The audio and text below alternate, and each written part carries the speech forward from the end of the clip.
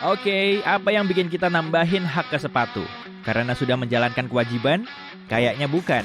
Penemuan hak berasal dari abad ke-10 dan fungsi awalnya adalah agar kita lebih nyaman berkuda. Hak pendek membuat kita bisa memijakan kaki lebih baik di pijakan sehingga tidak terpeleset. Bertahun-tahun kemudian, pada abad ke-17, sepatu hak menjadi tren kece di Eropa. Orang-orang memakainya untuk menunjukkan bahwa mereka punya kuda, sekaligus memberitahu semua orang bahwa mereka kaya. Pernah lihat permen karet turbo dan bentuknya yang unik? Bentuk seperti ini dibuat agar permen karet mereka terlihat mirip jalur ban mobil balap.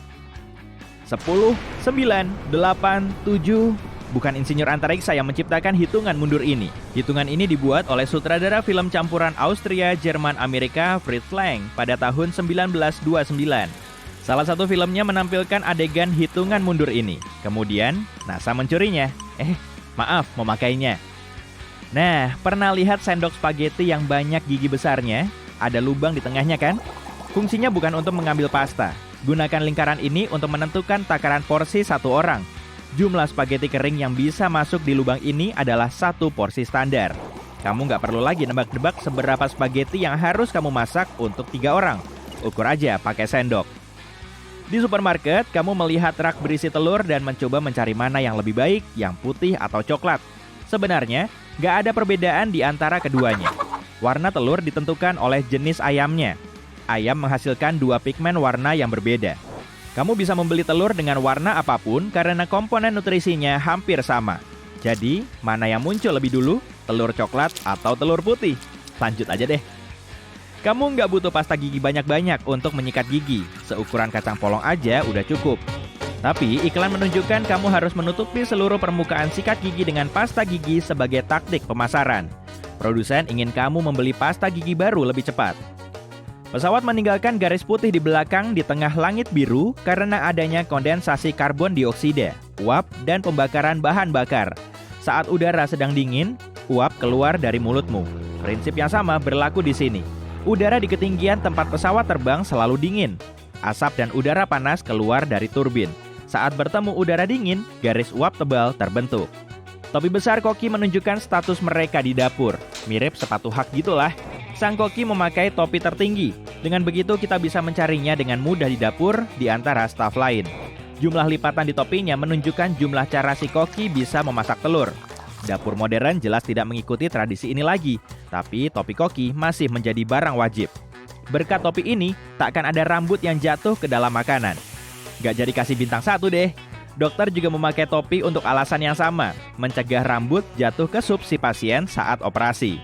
Emang ada ya sup operasi? Enggak kok, aku cuma ngarang. Kamera dipasang di pertokoan, bank, dan rumah sakit untuk memantau semuanya. Jika sesuatu terjadi, kamu bisa menelepon polisi atau pemadam kebakaran.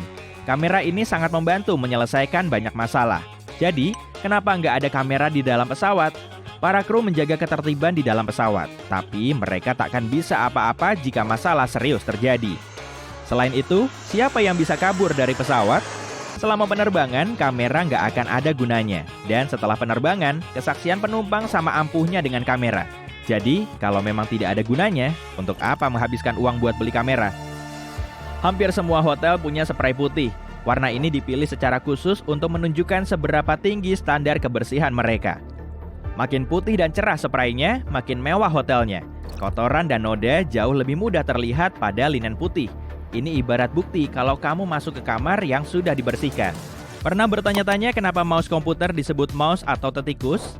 Pada tahun 1968, Douglas Engelbart dari Stanford Research Institute memperkenalkan mouse komputer. Dia nggak ingat kenapa mouse disebut mouse, jadi mungkin alasannya adalah perangkat kecil dengan kabel ini memang kelihatan mirip tikus berekor. Bensin kelihatan kayak pelangi di genangan air karena bensin nggak bisa bercampur dengan air. Bensin justru membentuk membran tipis di atas air.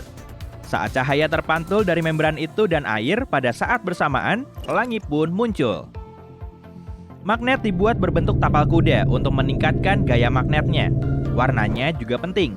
Bagian biru menunjukkan kutub selatan, sementara yang merah kutub utara. Kedua kutub ini bekerja secara bersamaan dan meningkatkan gaya tariknya. Tanda jangan ganggu di pintu kamar hotel bukanlah larangan, tapi cuma saran. Pelayan dan staf berhak untuk masuk jika curiga ada yang salah, terutama kalau kamu nggak melepas tanda ini selama 24 jam. Kenapa jam berputar ke kanan? Matahari adalah alasan utamanya. Pada zaman kuno, saat orang-orang menemukan jam matahari, bayangan matahari bergerak ke kanan di belahan bumi utara dan ke kiri di selatan. Jam mekanis pertama kali ditemukan di belahan bumi utara, jadi putarannya selalu ke kanan, atau kalau pakai istilah sekarang, searah jarum jam. Berlian punya bentuk simetris untuk menunjukkan kilaunya. Aslinya, permata ini nggak seindah itu. Setelah melewatkan beberapa tahap pemotongan, berlian pun menjadi batu yang elegan. Sebagian besar batu ini punya bentuk bulat dengan sudut yang agak runcing. Berlian bersinar paling terang dalam bentuk ini. Oh iya, kenapa ada 2 lubang ya dicolokan? Gini, lubang yang kiri itu netral, lubang yang kanan panas, dan celah di bawahnya adalah tanah. Listrik perlu mengalir lewat rantai. Arus mengalir dari slot panas melewati casan ponselmu, misalnya, lalu melewati lubang netral. Nah, pernah nggak kamu penasaran apa fungsi saku kecil di celana jeansmu? Orang di masa lalu sering memakai arloji rantai. Itu dia fungsi saku kecil ini. Sekarang, hampir nggak ada orang yang memakai arloji kayak gitu lagi, tapi sakunya tetap ada. Kamu bisa menyimpan barang kecil seperti cincin di sana. Stik permen loli punya 2 lubang untuk alasan yang baik. Saat stik ini dimasukkan ke sirup panas, cairan mengalir lewat lubang-lubang ini. Jadi, saat sudah mengeras, permen lolimu tidak lepas dari stiknya. Tutup pulpen juga punya 2 lubang kecil. Fungsinya, supaya kamu masih bisa bernapas kalau nggak sengaja menelannya. Untung aja. Tapi, meski begitu, jangan gigit-gigit tutup pulpen deh. Lalu, kenapa orang memakai dasi? Itu semua kembali ke Eropa abad ke-17. Mereka menemukan dasi untuk mengencangkan kerah. Dasi melindungi tentara dari angin dingin yang meniup leher mereka. Tapi Raja Louis ke-13 sangat menyukai elemen pakaian ini, sehingga dia menjadikannya aksesori wajib untuk acara kerajaan. Terus, kenapa sumpit nyambung begini? Kalau sumpitmu adalah sumpit sekali pakai, pasti ada kepitan kayu yang menghubungkannya. Ini adalah bukti bahwa sumpitmu belum dipakai siapapun. Potongan kain kecil yang disimpan di pakaian baru bukanlah untuk menambal. Kain ini adalah tempat kamu mencoba-coba deterjen. Kamu bisa memasukkan kain ini ke mesin cuci dan melihat apa yang terjadi padanya. Kalau semuanya baik-baik aja, kamu bisa mencuci pakaianmu dengan aman. Kenapa cangkir di pesta warnanya merah? Supaya kamu bisa dengan cepat menemukan minumanmu di meja, di antara camilan dan minuman lain, serta semua gelas merah lainnya. Caranya, tulis aja namamu di cangkirmu. Selain itu, merah dianggap sebagai warna yang memancing tindakan. Dalam tingkat psikologis, gelas merah seolah berkata, "Hei, minum aku!" Banyak orang percaya taksi kuning berakar dari Italia abad ke-15, yaitu saat seorang pengusaha pos memakai kereta kuda kuning untuk mengirim surat. Dia ingin semua orang mengenali gerobaknya. Nah, berbagai jenis pasta dibentuk secara berbeda karena bentuknya disesuaikan dengan saus tertentu. Misalnya, pasta tipis dan halus sangat cocok untuk saus dan bahan-bahan ringan. Pasta tebal dan berlubang seperti penne cocok untuk saus yang lebih kental dan sayur rebus. Kenapa jas lab warnanya putih, biru, dan hijau? Sebelumnya cuma kain putih yang dipakai karena warna ini dianggap sebagai simbol kebersihan dan sterilitas.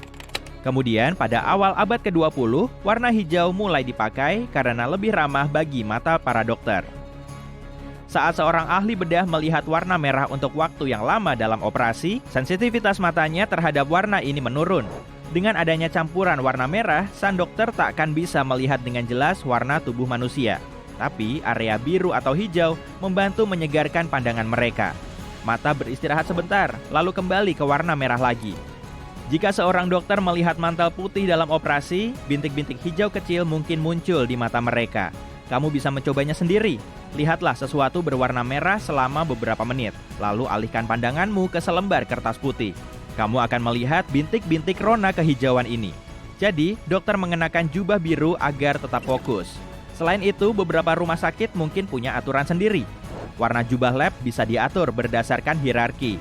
Ini penting untuk membedakan dokter dari perawat atau dokter magang. Sementara itu, pasien rumah sakit masih harus mengenakan gaun rumah sakit yang terbuka di bagian belakang. Jadi, hati-hati sama yang ada di belakangmu ya.